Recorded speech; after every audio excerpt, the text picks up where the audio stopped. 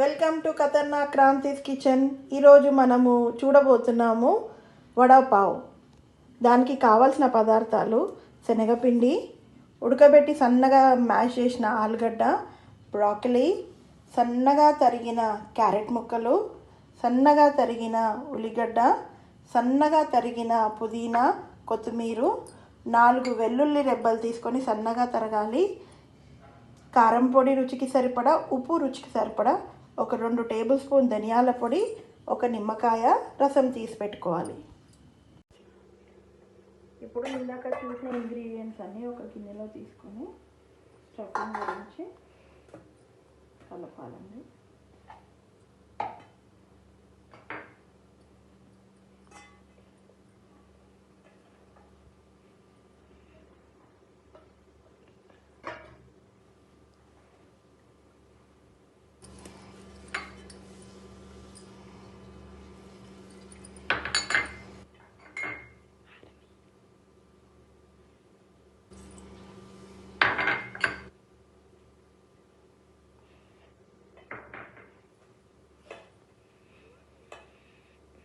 మంచిగా కలుపుకొని ఇది బాల్స్ లాగా చేసుకోవాలి.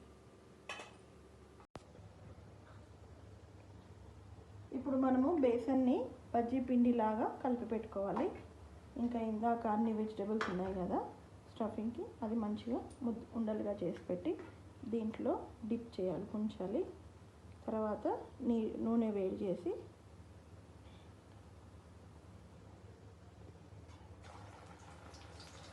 నూనెలో వేయాలి.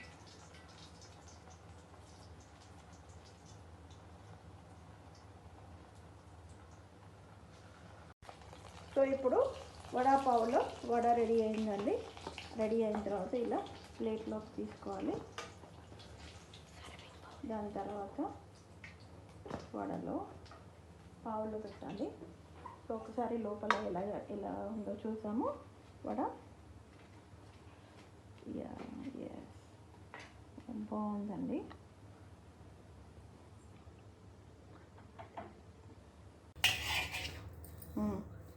సో ఇప్పుడు మనము పావుని మంచిగా బటర్ వేసుకొని కాల్చుకోవాలి. అంతకంటే ముందర కొద్దిగా ఉప్పు, కారము, ధనియాల పొడి, మసాలా వేసి కలపాలి. దాని తర్వాత ఇది మంచిగా కాల్చుకున్న తర్వాత బటర్ వేసి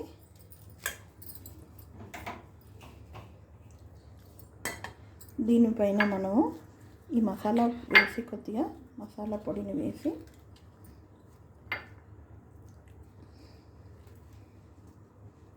ఈ వడ ఉంది కదండి, ఈ వడని ఇలా పట్టుకొని ఈ రెండిటి మధ్యలో పెట్టేసి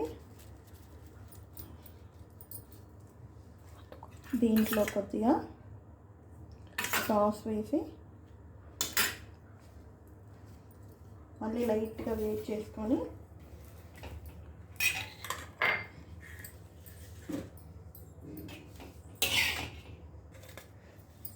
తింటే బాగుంటుంది. చూడండి, వడాపావ్ చాలా చక్కగా వచ్చింది. బయటనే కాదు, మనం ఇంట్లో కూడా వడాపావ్ చేసుకొని తినొచ్చు. సో ఇప్పుడు ఇంకొకటి ఏంటి అంటే, పావులో పెడితే వడాపావ్ అవుతుంది. సో ఇప్పుడు నేను బ్రెడ్ కూడా తెప్పించాను. సో అంటే ఓన్లీ పావులోనే కాకుండా వడ, మనము బ్రెడ్ కూడా మంచిగా బటర్తో కాల్చుకొని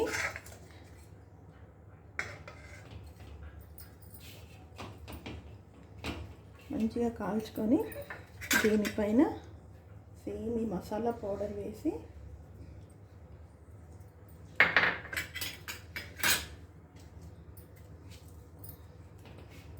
వడ పెట్టుకొని మంచిగా ఇంకొద్దిగా వేడి చేసుకుంటే అప్పుడు